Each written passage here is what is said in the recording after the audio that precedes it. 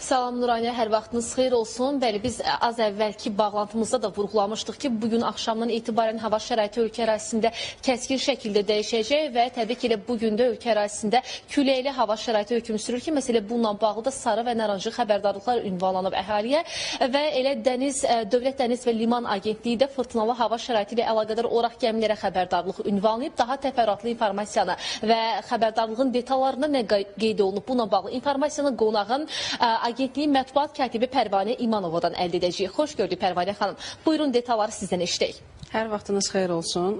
Sizin də qeyd etdiyiniz kimi bugün axşamdan başlayaraq paytaxt ərazisində küləkli hava şəraiti hökm sürəcək və Xəzər dəniz akvatoriyasında müşahidə olunacaq şimal-qərb və şimal küləyi fevralın 5-i səhər saatlarına kimi davam edəcək və küləyin sürətinin 18-23, arabir 25-30, açıq dənizdə isə 32-34 metr saniyədək yüksələcəyi gözlənilir. Dalğanın isə 3-4, sonraki inkişafda 5-7 metrə çatacağı proqnozlaşdırılır.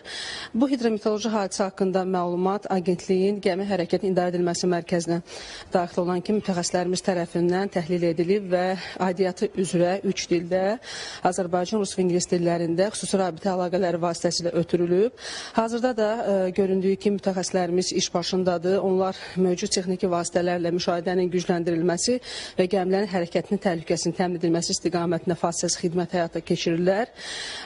Və bu saata olan məlumatlara əsasən dünən axşamdan 2 liman giriş-çıxış bağlı idi. Artıq bir limana giriş və çıxış məhdudiyyəti aradan götürülüb, amma Dübəndi limanına giriş-çıxış bağlıdır və 20-yə yaxın gəmi isə lövbər rayonlarına və sığınacaqlarına yerləşdirilib. Mütəxəssislərimiz küləyin azalma anına qədər məlumat mübadiləsi aparacaqlar və Respublikamızın ərazi sularında hərəkətin bölünmə sistemində gəmilərin idarə olunmasına köməklik göstərəcək və hərəkətin nizamlanmasını təmin edəcəklər.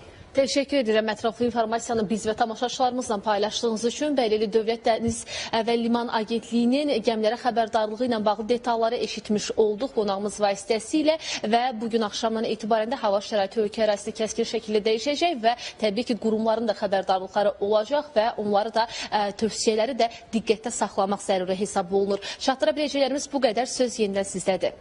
Təşəkkürlər Rəqsanə, sənə və müsahibinə təşəkkür edirik detallı məlumatlar üçün.